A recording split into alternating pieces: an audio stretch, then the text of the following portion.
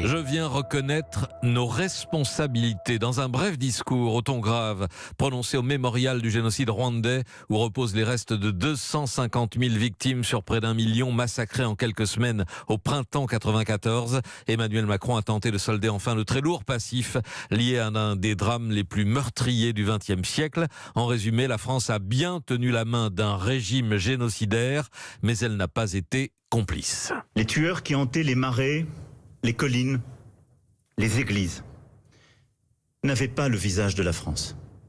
Elle n'a pas été complice. Le sang qui a coulé n'a pas déshonoré ses armes, ni les mains de ces soldats qui ont, eux aussi, vu de leurs yeux l'innommable, pensé des blessures et étouffé leurs larmes. Mais la France a un rôle, une histoire et une responsabilité politique au Rwanda.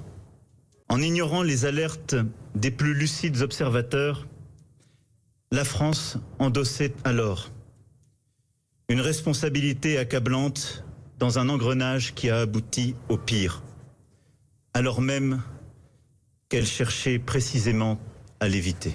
Et en fin de discours, le président français a prononcé le mot attendu depuis longtemps en Rwanda, celui de pardon.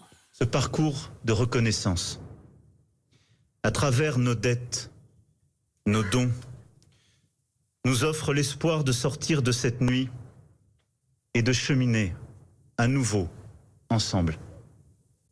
Sur ce chemin, seuls ceux qui ont traversé la nuit peuvent peut-être pardonner, nous faire le don alors de nous pardonner.